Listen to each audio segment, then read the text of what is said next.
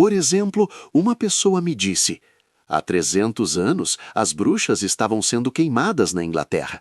Será que isso foi obra do que você chama de regra da natureza humana ou conduta correta? Certamente, a razão pela qual não executamos as bruxas hoje é que não acreditamos nessas coisas. Porque, se acreditássemos, se pensássemos de verdade que há pessoas por aí que tenham vendido a alma para o diabo e que, em troca, tenham recebido dele poderes sobrenaturais e estivessem usando esses poderes para matar os seus vizinhos, ou levá-los à loucura, ou ainda trazer tempestades, certamente todos nós concordaríamos que, se há alguém que merece a pena de morte, seriam essas sórdidas e traiçoeiras. Não há diferença de princípio moral aqui. A diferença é simplesmente de como se encaram os fatos. Não acreditar em bruxas pode representar um grande avanço da humanidade em termos de conhecimento. Quando pensamos que elas existem, não há avanço moral em não executá-las. Você não consideraria uma pessoa mais humana por parar de colocar ratoeiras se isso se devesse ao fato de ela ter deixado de crer que havia ratos na casa. Capítulo 3. A realidade da lei. Volto agora ao que disse no final do primeiro capítulo, isto é, que há duas coisas estranhas sobre a raça humana. Primeiro, que a humanidade é perseguida pela ideia de que há um tipo de comportamento que deve adotar, que poderíamos chamar de justiça, ou decência, ou moralidade, ou lei natural. Segundo, que na verdade ela não age de acordo com essa ideia. Agora pode ser que você esteja se perguntando por que eu acho isso estranho, uma vez que para você talvez seja a coisa mais natural do mundo. Você pode achar que fui particularmente duro com a raça humana. Afinal de contas, você pode dizer, o que eu chamo de transgredir a lei do certo e do errado, ou lei natural, significa apenas isto, que as pessoas não são perfeitas. E por que eu deveria esperar algo diferente? Essa seria uma boa resposta se o que eu estivesse tentando fazer fosse determinar a quantidade exata de culpa que nos cabe por não nos comportarmos como esperamos que os outros se comportem. Mas esse não é, de modo algum, o meu propósito. Nesse momento, não estou preocupado com a culpa, estou apenas tentando descobrir a verdade. E, desse ponto de vista, a própria ideia de algo ser imperfeito, de não ser o que deveria ser, tem certas consequências. Se considerarmos um objeto como uma pedra ou uma árvore, ele é o que é, e parece não haver sentido em afirmar que deveria ser outra coisa. É claro que você pode dizer que uma pedra não tem o formato certo se você quiser usá-la para adornar um jardim, ou que uma árvore não é boa porque não lhe oferece a sombra que você esperava. Mas tudo o que você estará dizendo é que a pedra ou a árvore não é adequada para algum propósito particular. Você não culpará tais objetos por isso, a menos que o faça em tom de zombaria. Você terá consciência de que, consideradas as condições do tempo e do solo, a árvore não poderia ter ficado diferente. O que denominamos árvore má, do nosso ponto de vista, obedece a leis de sua natureza da mesma forma que uma árvore boa. Está vendo aonde quero chegar? O que estou querendo dizer é que aquilo que costumamos chamar de leis naturais, por exemplo, o modo como as condições climáticas trabalharam sobre a árvore, podem não ser leis no sentido estrito, mas apenas uma forma de expressão. Se você diz que as pedras, ao caírem, sempre obedecem à lei da gravidade, isso não é o mesmo que dizer que a lei não significa mais do que o que as pedras sempre fazem. Certamente não se espera que ao deixar uma pedra cair, ela se lembre subitamente de que tem ordens de cair ao chão, não é mesmo? Você quer dizer apenas que ela simplesmente cai. Em outras palavras, você não pode ter certeza de que existe algo além dos próprios fatos, uma lei que determine o que deve acontecer, distinta do que de fato ocorre. As leis da natureza, quando aplicadas a pedras ou árvores, podem não significar nada além de o que a natureza de fato faz. Mas se tomarmos a lei da natureza humana, a lei do comportamento digno, aí as coisas mudam. Essa lei certamente não quer dizer o que os seres humanos de fato fazem, pois, como eu disse anteriormente, muitos deles não obedecem a essa lei de forma alguma. Na verdade, nenhum deles a obedece completamente. A lei da gravidade lhe diz o que as pedras fazem se você as deixar cair, mas a lei da natureza humana lhe diz o que os seres humanos devem fazer e não fazem. Em outras palavras, ao lidar com seres humanos, outras questões surgem que transcendem os fatos reais. Temos, por um lado, os fatos, como as pessoas se comportam, mas temos também algo mais, como eles devem se comportar. Não há necessidade de haver nada além de fatos em todo o universo. Os elétrons e as moléculas se comportam de determinada forma, o que leva a determinados resultados, e a história poderia terminar aí. No entanto, o autor ressalta que essa não é a história completa, e que, a julgar pelos argumentos dados até aqui, existe essa possibilidade, como será visto mais adiante. Mas os seres humanos se comportam de determinada forma, e a história não para por aí, pois você tem consciência o tempo todo de que eles deveriam se comportar de outro modo. Agora, isso é de fato tão típico que somos tentados a apresentar desculpas evasivas.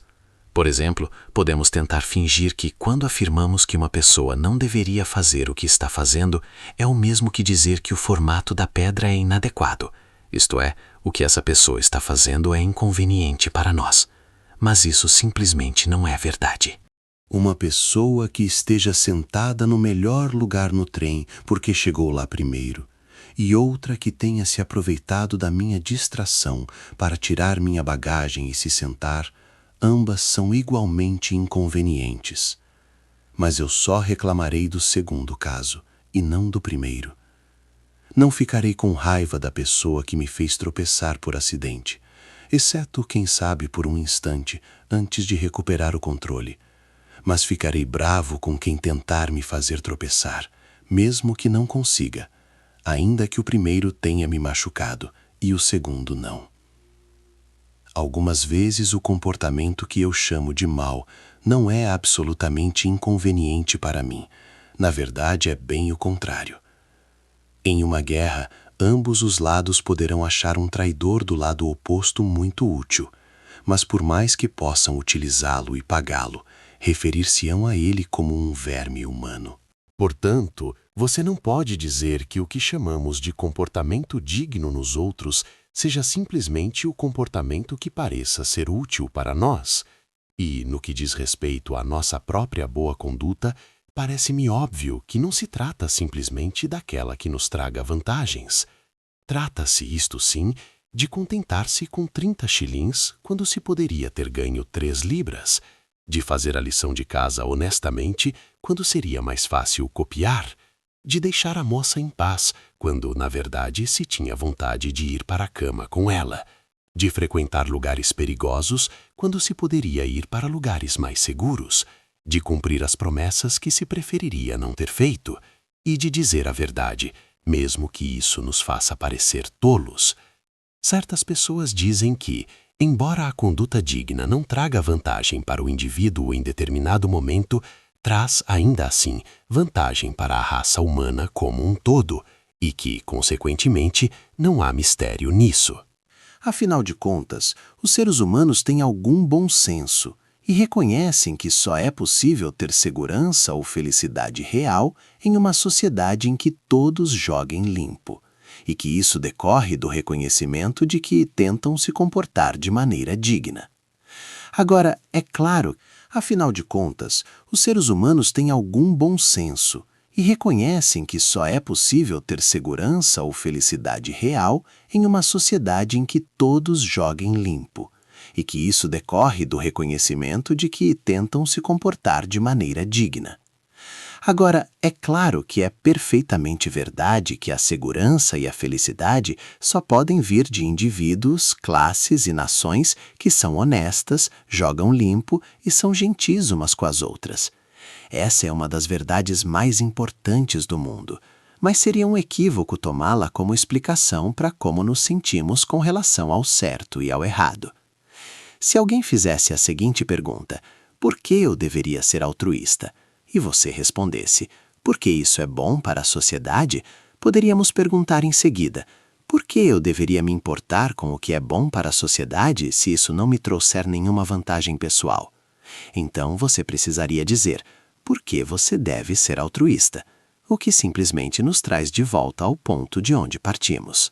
Você está dizendo a verdade, mas não está progredindo na argumentação. Se alguém perguntasse qual é a razão de jogar bola, não seria uma boa resposta dizer que é para marcar gols, pois tentar marcar gols representa o jogo em si e não a razão do jogo. E você estaria dizendo apenas que o futebol é futebol, o que é verdade, mas que não precisa ser dito. Da mesma forma, se alguém pergunta qual é a razão de se comportar com decência, não será uma boa resposta dizer que é para fazer bem à sociedade, pois tentar beneficiar a sociedade, ou em outras palavras, ser altruísta, pois sociedade não quer dizer nada mais do que as outras pessoas, é uma das coisas em que o comportamento digno consiste. Tudo o que você está realmente dizendo é que o comportamento digno é o comportamento digno. Você teria dito a mesma coisa se falasse que o ser humano deve ser altruísta, e parado por aí. E é nesse ponto que eu paro. As pessoas devem ser altruístas, devem jogar limpo. Não que elas sejam ou gostem de ser altruístas, mas é o que deveriam ser. A lei moral, ou lei da natureza humana, não é simplesmente um fato sobre o comportamento humano. Assim como a lei da gravidade é ou poderia ser simplesmente um fato sobre como os objetos pesados se comportam. Por outro lado, não se trata de mera fantasia, pois não podemos nos livrar dessa ideia, e a maioria das coisas que dizemos e pensamos sobre os seres humanos se reduziria à tolice se o fizéssemos. E não se trata simplesmente de uma afirmação sobre como gostaríamos que a humanidade se comportasse para a nossa própria conveniência, pois o comportamento que chamamos de mau ou injusto não é exatamente o mesmo que o comportamento que consideramos conveniente. Na verdade, pode ser até o oposto. Consequentemente, essa regra do certo e do errado, ou lei da natureza humana, ou como quer que você queira chamá-la, deve ser, de uma forma ou de outra, real, algo que existe de verdade, que não seja inventado por nós. E ainda assim, não se trata de um fato no sentido comum, da mesma forma que o nosso comportamento real é um fato.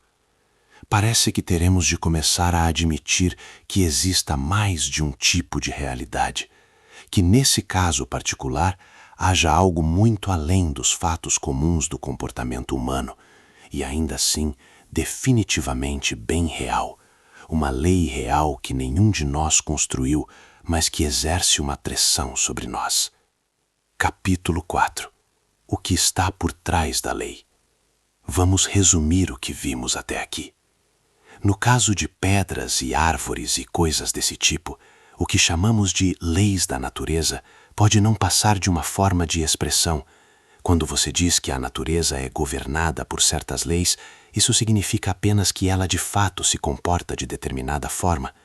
Tais leis podem não ser algo real, ou seja, podem não ser nada além de fatos que observamos, mas no caso dos seres humanos, vimos que as coisas não funcionam assim.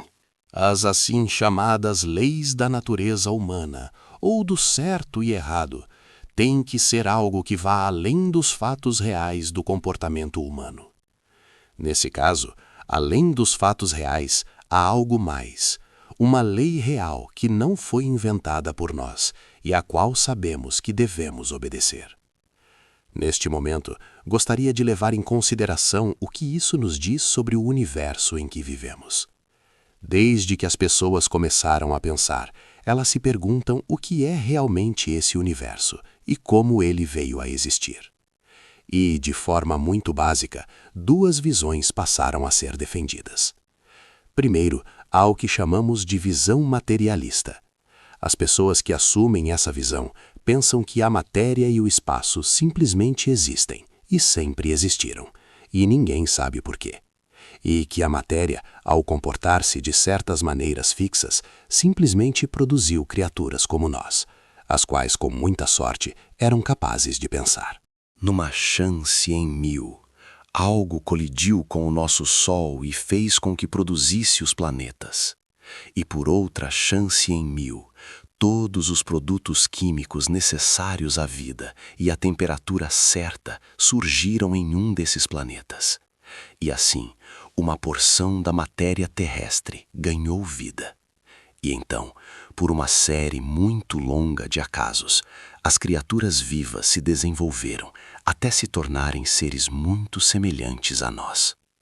A outra visão é a religiosa. Veja a nota no final deste capítulo. De acordo com ela, o que está por trás do universo é mais semelhante a uma mente do que a qualquer outra coisa que conhecemos. Isto é, trata-se de algo consciente que tem propósitos e preferências.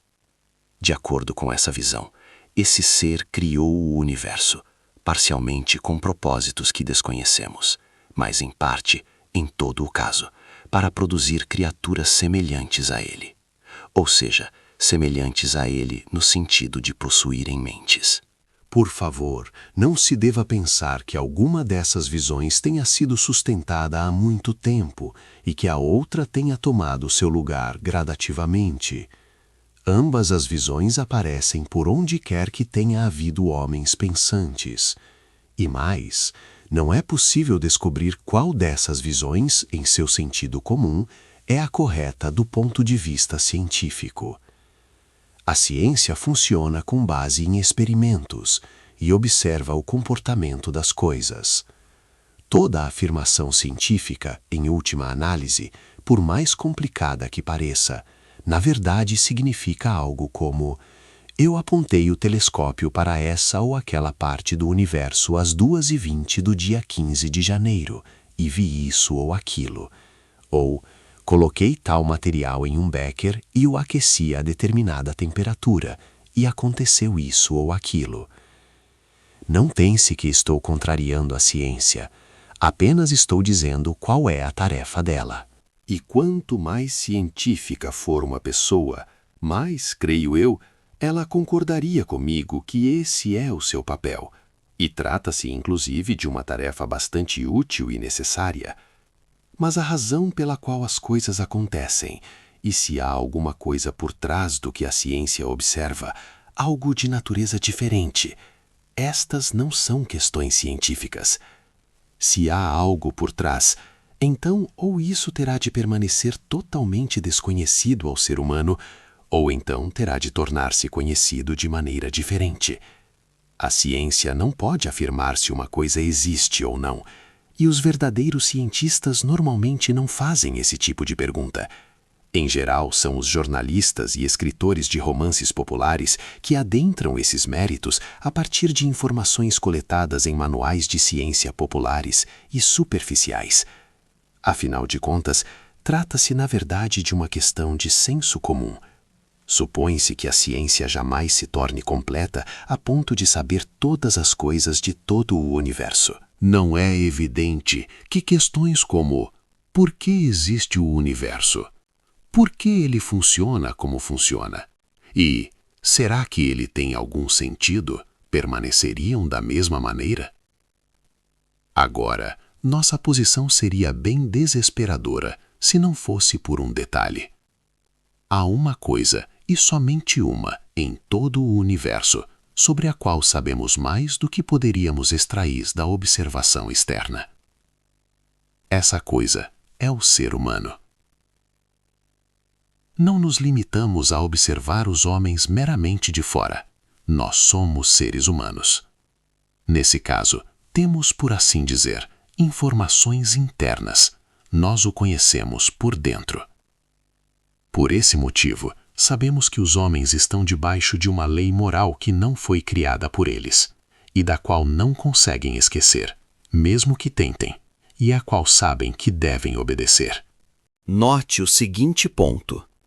Qualquer um que estude o ser humano de fora, da mesma forma que estudamos a eletricidade ou repolhos, sem conhecer nossa linguagem e, consequentemente, sem estar em condições de obter qualquer conhecimento de dentro de nossa parte, mas apenas observando o que fazemos, nunca desconfiaria de que possuímos essa lei moral. Como poderia? Pois sua observação mostraria apenas o que ele faz, e a lei moral trata do que ele deve fazer. Do mesmo modo, Se houvesse algo além dos fatos observados no caso de pedras ou das condições climáticas, nós, ao estudá-las de fora, nunca poderíamos esperar fazer tal descoberta. A questão toda, então, é a seguinte: queremos saber se o universo simplesmente é o que é, sem nenhum motivo especial, ou se há um poder por trás dele que faz com que seja o que é. Uma vez que esse poder, se é que existe, não seria um dos fatos observados, mas uma realidade que os cria, pois nenhuma mera observação dos fatos pode identificá-lo. Só há um caso que nos permite saber se há algo mais, a saber, o nosso próprio caso. E nesse único caso, constatamos que há, ou o interpretamos de outra forma. Se houvesse um poder controlador fora do universo, ele não poderia se mostrar para nós como um dos fatos que se dão do lado de dentro do universo. Não mais do que um arquiteto de uma casa poderia realmente ser uma de suas paredes, uma escada ou uma lareira dentro dela. A única forma pela qual poderíamos esperar que isso se revelasse em nós seria por meio de uma influência ou um mandamento que nos induzisse a nos comportarmos de determinada maneira. E isso é precisamente o que encontramos dentro de nós. E isso não deveria nos levar a levantar suspeitas. No único caso em que você pode esperar obter uma resposta, esta seria com certeza sim. E nos outros casos, em que você não consegue obter uma resposta, pode reconhecer por que não obtém. Suponha que alguém me perguntasse, ao ver um homem de uniforme azul descendo a rua e deixando pequenos pacotes de papelão nas casas, por que eu suponho que contenham cartas? Minha resposta seria: porque sempre que ele deixa um pacote assim para mim, eu constato que ele contém uma carta. E se ele, então, contestasse: mas você nunca viu todas essas cartas que as outras pessoas estão recebendo? Eu responderia: é claro que não, e nem esperaria ver, pois elas nem estão endereçadas a mim. Estou explicando os pacotes que não estou autorizado a abrir por aqueles que posso abrir. O mesmo vale para essa questão. O único pacote que estou autorizado a abrir é o da humanidade. Quando faço isso, especialmente quando abro esse ser humano particular chamado eu, descubro que não existo por mim mesmo, que estou sobre a lei, que alguém ou alguma coisa deseja que eu me comporte de certa maneira. É claro que não penso que, se eu conseguisse entrar em uma pedra ou em uma árvore, eu encontraria exatamente a mesma coisa. Da mesma forma que não acredito que todas as outras pessoas da rua recebam as mesmas cartas que eu. Devo ter a expectativa, por exemplo, de que a pedra seja obrigada a obedecer à lei da gravidade, de que, enquanto o remetente das cartas simplesmente me manda a obedecer à lei da minha natureza humana, ele compele a pedra a obedecer às leis da sua natureza pétrea. Mas devo esperar que haja um remetente em ambos os casos, um poder por trás dos fatos, um diretor, um guia. Não pense que estou indo rápido demais, pois ainda nem cheguei perto do Deus da teologia cristã. Tudo o que obtive até aqui é algo que está dirigindo o universo e que se manifesta em mim como uma lei que me impele a fazer o que é certo e que me faz sentir responsável e desconfortável quando ajo mal. Parece-me que é forçoso presumir que se trata de algo mais semelhante a uma mente do que a qualquer outra coisa conhecida, porque, afinal de contas, a única outra coisa que conhecemos é a matéria, e nunca se viu uma porção de matéria dando instruções. Mas é claro que esse algo não precisa ser muito parecido com uma mente, muito menos como uma pessoa. No próximo capítulo, veremos se é possível descobrir algo mais sobre isso. Mas aqui vale uma ressalva. Houve muita retórica vazia sobre Deus nos últimos 100 anos. Não é isso que estou oferecendo. Esqueça tudo isso. Nota: para manter esta parte suficientemente breve para ir ao ar, o autor mencionou apenas a visão materialista e a visão religiosa. Mas, para completar o quadro, deve-se mencionar a visão intermediária, chamada filosofia de força vital, ou evolução criativa, ou evolução emergente, cujas exposições mais astuciosas se encontram nas obras de Bernard Shaw, enquanto as mais profundas estão nas obras de Bergson. As pessoas que defendem essa visão dizem que as pequenas variações pelas quais a vida neste planeta evoluiu das formas mais inferiores para o homem não foram devidas ao acaso, mas à aspiração ou intencionalidade da força vital. Quando as pessoas dizem isso, temos de pedir que esclareçam se por força vital elas entendem algo dotado de intelecto ou não. Se houver intelecto, então uma mente que traga a vida à existência e que a leve à perfeição, nada mais é do que um Deus, e sua visão é assim idêntica à religiosa.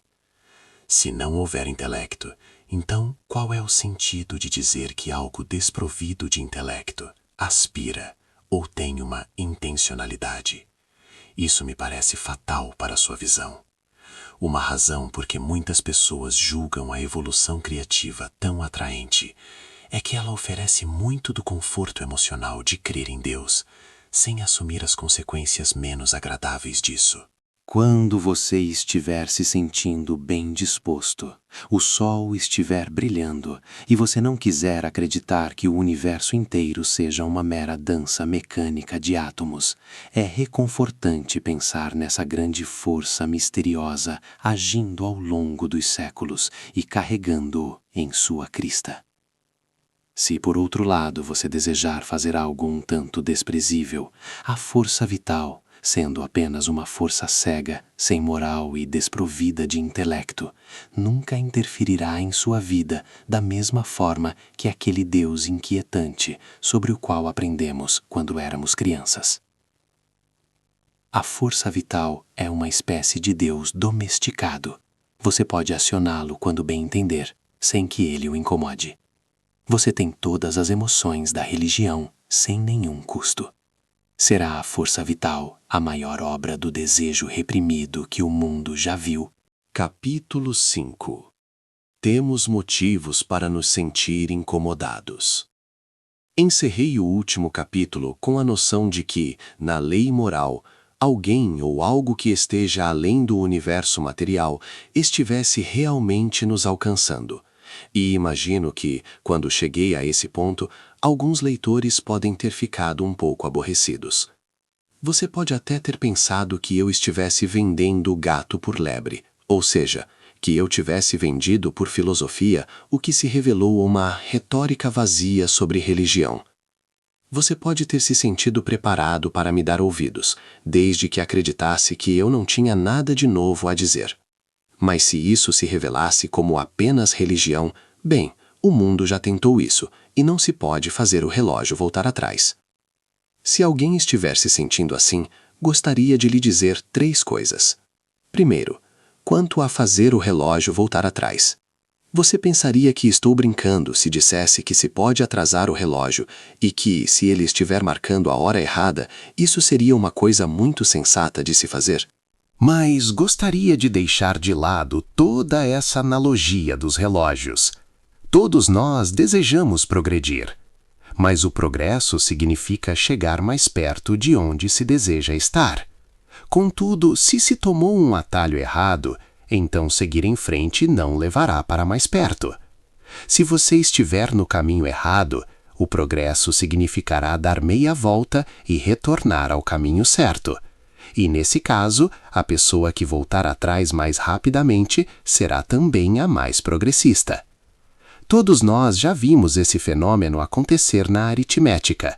Sempre que se começa um cálculo errado, quanto mais cedo se perceber, voltar atrás e começar de novo, mais rapidamente se poderá continuar. Não há nada de progressista em ser teimoso e recusar-se a admitir o erro. E penso que, se analisar as condições atuais do mundo, fica muito claro que a humanidade tem cometido um grande erro.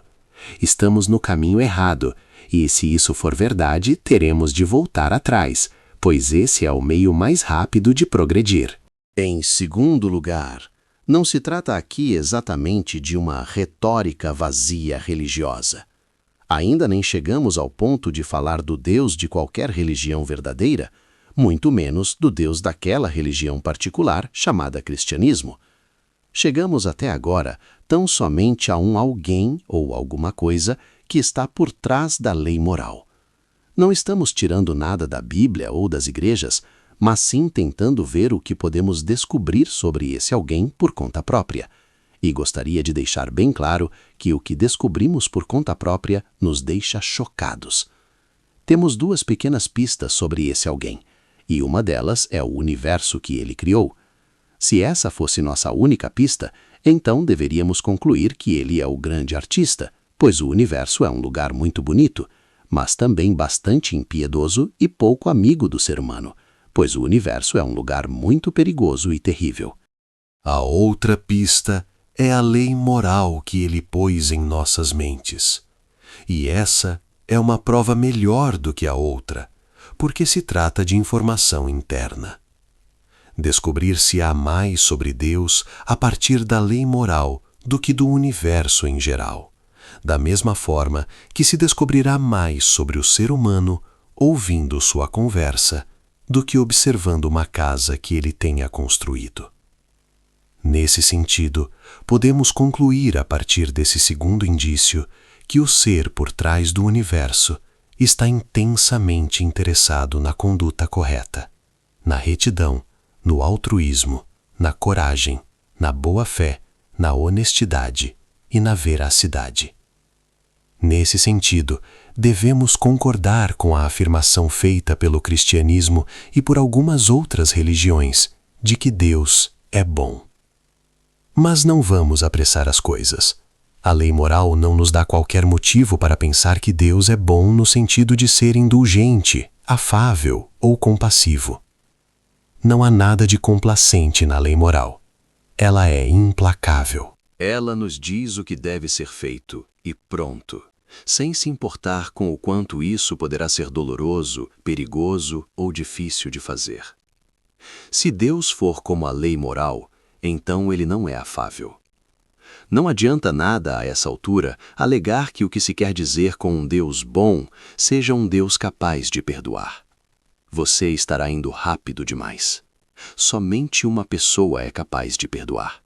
E ainda não chegamos a um Deus pessoal, apenas a um poder por trás da lei moral que é mais semelhante a uma mente do que a qualquer outra coisa. Mas ele pode ser ainda muito diferente de uma pessoa. Se for uma mente puramente impessoal, pode não haver sentido impedir que ela faça concessões ou vista grossa. Da mesma forma que não faz sentido pedir a tabuada que faça vista grossa quando se tiver errado a conta. De qualquer forma, você poderá chegar a um resultado errado. Tampouco adianta dizer que, se houver um Deus desse tipo, uma bondade impessoal e absoluta, então, nesse caso, não se gostará dele e não se importará com ele. Pois o problema é que uma parte de nós está do lado dele e realmente concorda com sua desaprovação com relação à cobiça, trapaça e exploração humana. Pode-se querer que ele abra uma exceção em nosso caso, para deixar que passe só dessa vez. Mas, no fundo, sabemos que o poder por trás do mundo real inalteravelmente detesta esse tipo de comportamento, pois, do contrário, não poderia ser bom. Por outro lado, sabemos que se existir uma bondade absoluta, ela deve odiar a maior parte das coisas que fazemos. Esse é o vício a que estamos presos. Se o universo não for governado por uma bondade absoluta, então todos os nossos esforços são vãos a longo prazo. Mas se for, então estamos nos tornando inimigos dessa bondade todos os dias, e não temos chance nenhuma de agir melhor amanhã. E assim, mais uma vez, nosso caso é irremediável. Estamos perdidos com ou sem ele. Deus é o nosso único alento, mas é também o terror supremo, aquilo de que mais necessitamos e aquilo de que mais desejamos fugir. Ele é nosso único aliado possível e nos tornamos seus inimigos. Para algumas pessoas, a ideia do encontro face a face com o bem absoluto parece divertido. Elas precisam refletir melhor, pois estão apenas brincando de religião. Ou a bondade é nossa maior segurança, ou nosso maior perigo, dependendo da forma como se reagirá a ela. E nossa reação tem sido a mais errada possível. Vamos agora ao meu terceiro ponto. Quando optei por chegar aonde queria dando essas voltas, não estava querendo enganá-lo. Eu tinha outra motivação. Minha razão para isso é que o cristianismo simplesmente não faz sentido, até que se encare o tipo de fatos que descrevi. O cristianismo diz às pessoas que devem se arrepender e lhes promete perdão. Por isso, ele não tem nada a dizer, até onde sei, àquelas pessoas que acham que não têm do que se arrepender e que não sentem que precisam de perdão. Somente depois que se percebe que existe uma lei moral real e um poder por trás dessa lei, e se dá conta de que violou tal lei e cometeu alguns erros contra esse poder, é só depois de tudo isso, e nenhum instante antes disso, que o cristianismo começa a falar a sua língua. Quando você sabe que está doente, dá ouvidos ao médico. Quando tiver se dado conta de que nossa condição é desesperadora, começará a compreender do que os cristãos estão falando. Eles explicam como chegamos ao nosso estado presente, tanto de ódio quanto de amor à bondade, além de também explicar como Deus pode ser essa mente impessoal por trás da lei moral e ainda assim ser ao mesmo tempo uma pessoa. Eles lhe contam como as exigências dessa lei, que nem eu nem você conseguimos cumprir, foram cumpridas em nosso lugar, como o próprio Deus se tornou um ser humano para salvar a humanidade da desaprovação de Deus. Essa é uma velha história, e se você quiser se debruçar sobre ela, sem dúvida consultará pessoas que têm mais autoridade para falar sobre ela do que eu. Tudo o que estou fazendo é pedir às pessoas que encarem os fatos, que compreendam as questões que o cristianismo alega responder, pois tais fatos são bastante assustadores. Gostaria de poder dizer algo mais agradável, mas devo falar o que penso ser a verdade. É claro que concordo que a religião cristã é, a longo prazo, algo que confere um consolo inexprimível.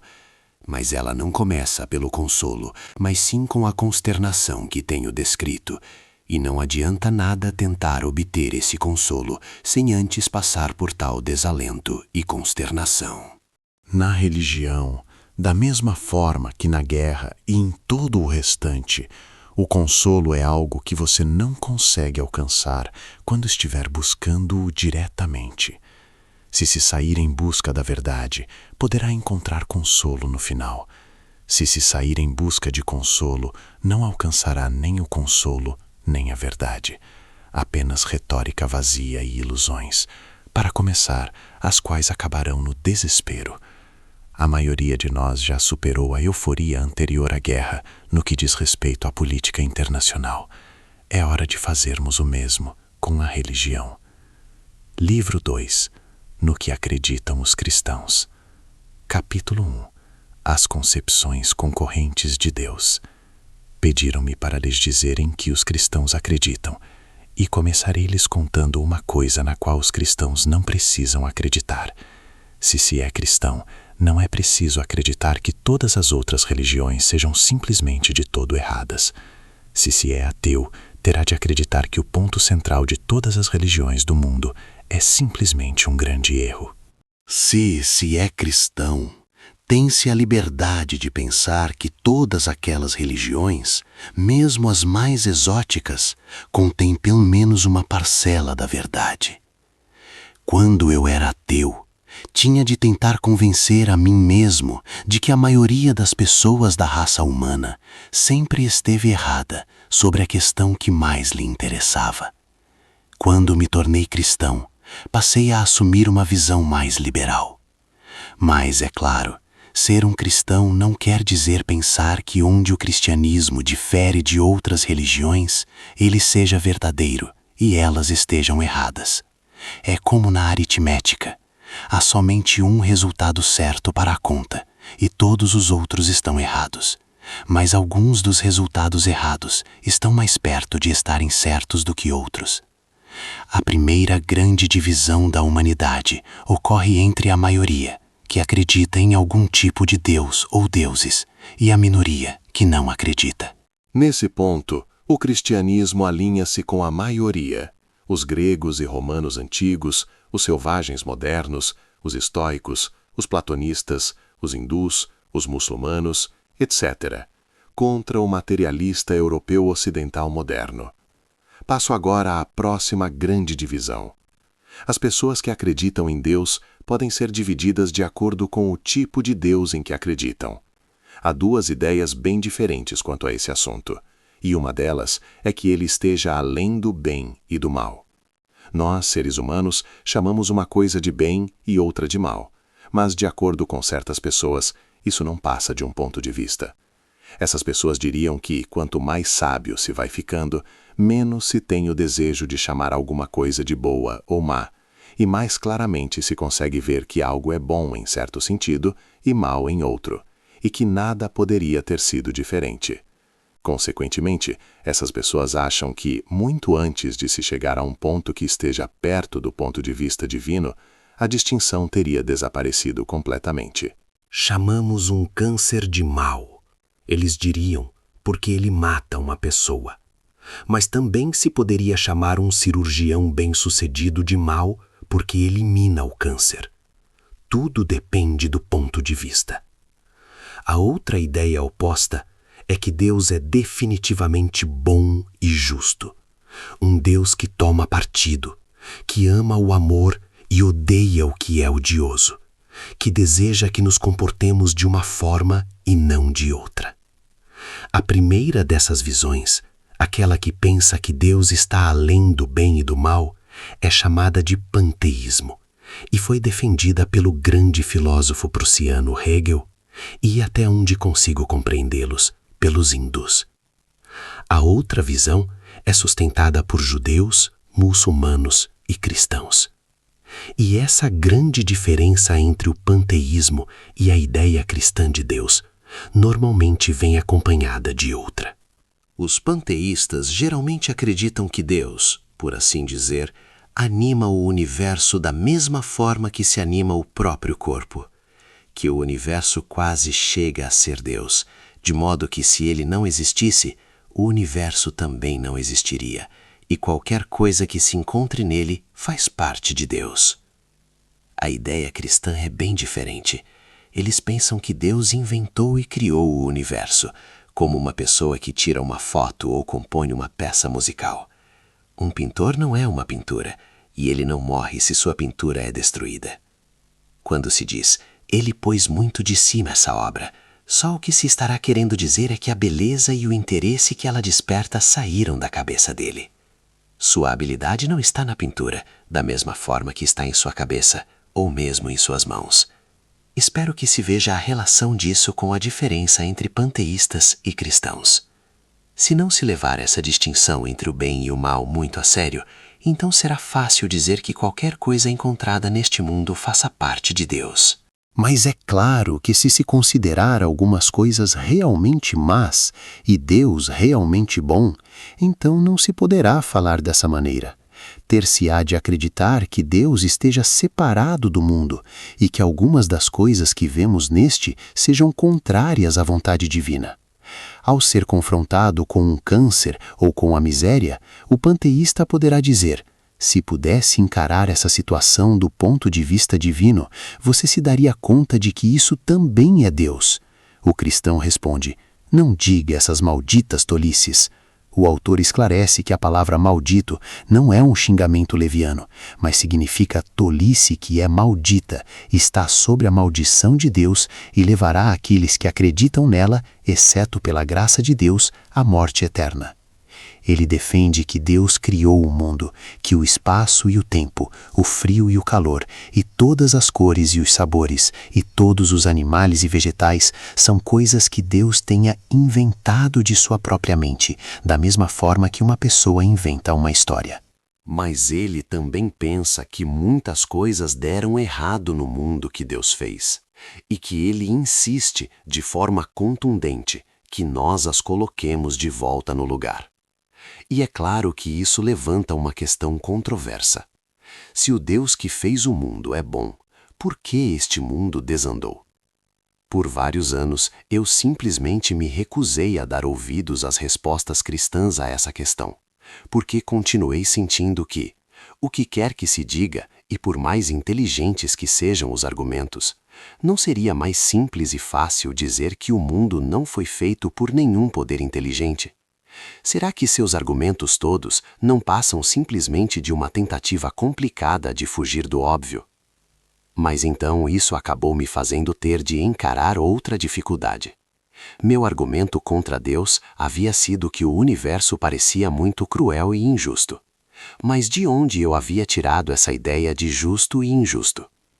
Uma pessoa só chama uma linha de torta se tiver alguma ideia do que é uma linha reta. Com o que eu estava comparando este universo quando o chamei de injusto? Se o espetáculo todo estava ruim e sem sentido do início ao fim, por assim dizer, por que eu, que supostamente era parte do espetáculo, estaria reagindo de forma tão violenta a ele? Uma pessoa se sente molhada depois de cair na água, porque ela não é um animal aquático. Já um peixe não se sentiria molhado. É claro que eu poderia desistir da ideia de justiça, dizendo que não passava de uma ideia particular. Mas, se fizesse isso, meu argumento contra Deus também teria entrado em colapso, pois seria o mesmo que dizer que o mundo era realmente injusto, e não simplesmente que ele não fora criado para satisfazer meus caprichos pessoais. Assim, no mesmo ato de tentar provar que Deus não existe, em outras palavras, que toda a realidade era sem sentido, descobri que era forçado a admitir que uma parte da realidade, qual seja, minha ideia de justiça, era sim dotada de sentido. Consequentemente, o ateísmo se revela muito simplista. Se o universo inteiro não tem sentido, não teríamos como descobrir que ele não tem sentido. Semelhantemente, se não houvesse luz no universo, e assim nenhuma criatura dotada de olhos, jamais saberíamos que ele é escuro. A palavra escuridão seria desprovida de sentido. Capítulo 2. A invasão. Pois bem, então o ateísmo é simplista demais. E vou lhes falar de outra visão igualmente simplista, que chamarei de cristianismo água com açúcar. Essa visão diz simplesmente que existe um Deus bom no céu, e tudo mais está bem, deixando de fora todas as doutrinas difíceis e terríveis sobre o pecado, o inferno, o diabo e a redenção. Ambas as visões me parecem filosofias infantis. Não espere de mim uma religião simplista. Afinal de contas, as coisas reais não são simples. Elas até parecem simples, mas não são. A mesa à qual estou sentado parece simples, mas é só perguntar a um cientista e ele lhe dirá do que ela é feita de verdade. Tudo sobre os átomos e como os raios luminosos se refletem nela, atingindo meu olho, e o que eles fazem com o nervo óptico e o que fazem no meu cérebro.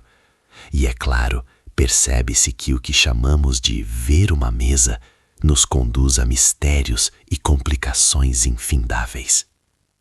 Imaginar uma criança fazendo suas orações infantis parece ser algo simples, e se contentar em corar por aí, talvez seja.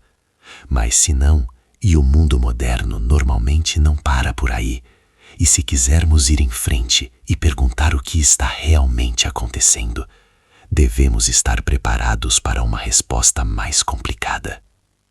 Se pedirmos mais que o simplismo, seria tolice queixar-se de que esse algo a mais não é simples. Não raro, entretanto, Esse procedimento tolo é adotado por pessoas que não são nada tolas, mas que, consciente ou inconscientemente, querem destruir o cristianismo. Essas pessoas forjaram uma versão do cristianismo que é mais adequada a uma criança de 6 anos e fazem dela um alvo de ataque. Quando se tenta explicar a doutrina cristã como ela realmente é, sustentada por um adulto instruído, as pessoas se queixam de que se está dando nó na cabeça delas, que tudo isso é complicado demais e que, se houvesse um Deus de verdade, elas têm certeza de que ele teria feito a religião ficar simples, porque a simplicidade é tão bela, e por aí vai. É preciso estar alerta contra essas pessoas, pois elas mudarão de ideia a todo momento e só farão você perder seu tempo. Note ainda como é absurda a ideia que elas têm de um Deus que faz a religião ficar simples, como se a religião fosse algo que Deus tivesse inventado, e não sua afirmação de certos fatos bastante inalteráveis sobre sua própria natureza. Pela minha experiência, a realidade, além de ser complicada, normalmente é peculiar. Ela não é pura, nem é óbvia, nem é o que se esperava. Por exemplo, uma vez que você tenha entendido que a Terra e todos os outros planetas giram em torno do Sol, esperaria naturalmente que todos os planetas tivessem sido feitos para combinar, que todos tivessem distâncias iguais entre si, por exemplo, ou distâncias que aumentassem de forma regular, ou tivessem o mesmo tamanho, ou se tornassem maiores ou menores à medida que se distanciassem do Sol. Na verdade, não se pode encontrar combinação ou razão que seja observável, nem quanto aos tamanhos, nem quanto às distâncias. E alguns deles têm uma lua, um tem 4, um tem 2, alguns não têm nenhuma, e um tem um anel. A realidade, na verdade, geralmente é algo que você não teria imaginado, e esse é um dos motivos pelos quais eu acredito no cristianismo. Trata-se de uma religião que jamais se teria imaginado. Se ela nos oferecesse apenas o tipo de universo que sempre teríamos esperado, eu teria a impressão de que ela é uma de nossas invenções. Mas, na verdade, a religião cristã não é o tipo de coisa que alguém teria inventado, uma vez que apresenta precisamente o tipo de mudanças que as coisas reais demonstram. Então, vamos deixar para trás todas aquelas filosofias infantilizadas, aquelas respostas simplistas, porque o problema não é simples, e a resposta também não o será. E qual é o problema? Um universo que contém muito do que é obviamente mal e aparentemente sem sentido, mas que contém criaturas como nós, que temos consciência de que ele é mau e desprovido de sentido. Há apenas 2 perspectivas que conseguem dar conta de todos esses fatos. Uma é a visão cristã de que este é um mundo bom que se corrompeu, mas ainda retém na memória o que deveria ter sido, e a outra é aquela conhecida como dualismo. O dualismo significa a crença de que há 2 poderes iguais e independentes por trás de tudo, sendo que um é bom e o outro mau, e que esse universo é um campo de batalha onde eles travam uma luta infindável. Pessoalmente, acredito que, ao lado do cristianismo, o dualismo seja o credo mais viril e sensato disponível no mercado. Porém, ele esconde uma armadilha. Supõe-se que os 2 poderes, ou espíritos, ou deuses, o bom e o mal, sejam bastante independentes. Ambos existiram por toda a eternidade. Nenhum deles gerou o outro. Nenhum deles tem mais direito do que o outro de se autodenominar Deus. Cada um supõe que é o bom, e que o outro é, portanto, o mal. Um deles gosta de ódio e crueldade, o outro de amor e misericórdia, e cada um apoia a sua própria visão. Agora, o que queremos dizer quando chamamos um deles de poder bondoso e o outro de poder maligno? De 2 uma.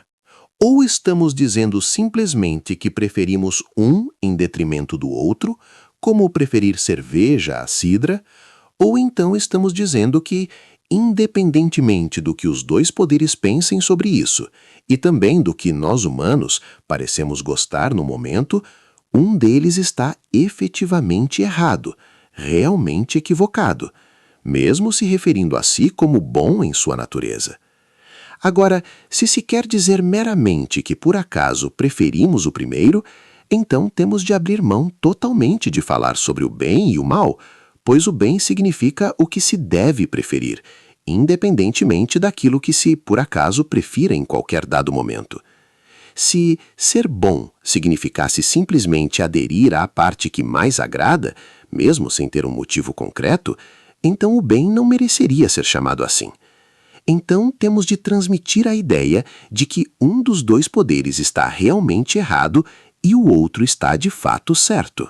Mas no momento em que você diz isso, estará inserindo no universo um terceiro elemento em adição aos dois poderes, uma lei, um padrão ou uma regra do bem, a qual um dos poderes se conforma e outro deixa de se conformar.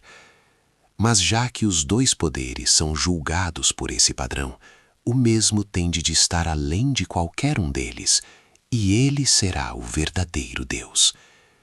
Na verdade, o que queremos dizer ao chamá-los de bem e mal acaba sendo que um deles está em uma relação harmoniosa com o Deus definitivo e o outro em uma relação equivocada. O mesmo pode ser dito de outra forma. Se o dualismo for verdadeiro, o poder do mal precisa necessariamente ser algo que aprecia a maldade em si. Mas na vida real, não temos experiência de ninguém que goste da maldade só porque ela é má. O mais perto que podemos chegar disso é a crueldade. Mas, na vida real, as pessoas são cruéis por uma de duas razões. Ou porque são sádicas, isto é, porque têm uma perversão sexual que faz da crueldade uma causa de prazer sexual para elas, ou então por causa de alguma vantagem que possam tirar disso, dinheiro, poder ou segurança. Mas prazer, dinheiro, poder e segurança são, em essência, coisas boas. A maldade consiste em persegui-las usando o método errado, da forma errada, ou com muita intensidade.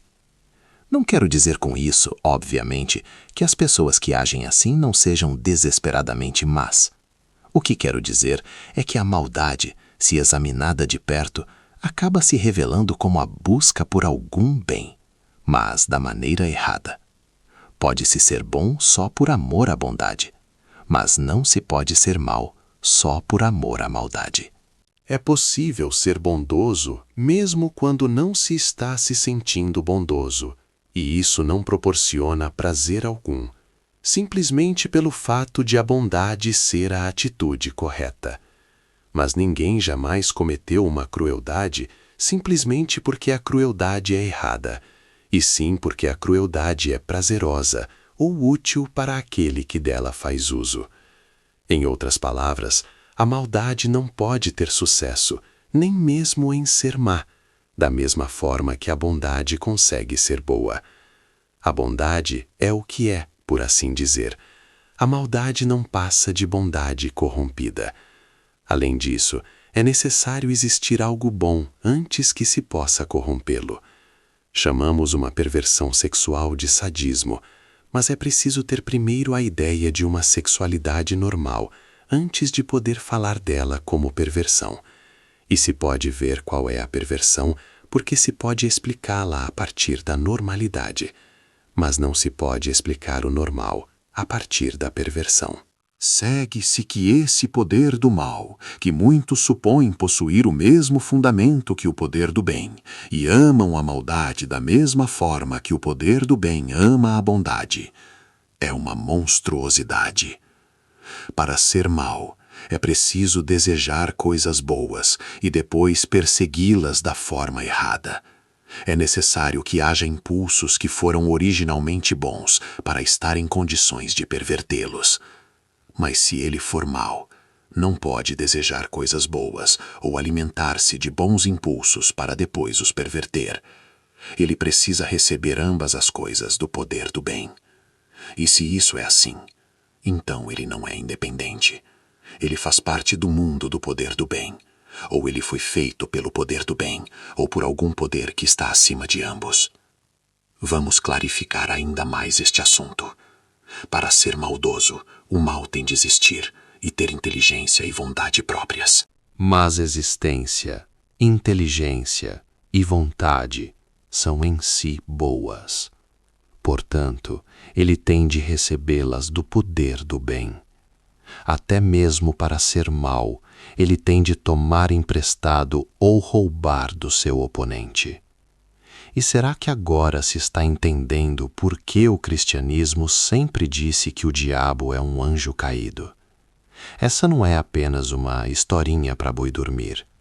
Trata-se do reconhecimento real do fato de que o mal é um parasita nada original, e os poderes que permitem que ele subsista lhe foram dados pela bondade.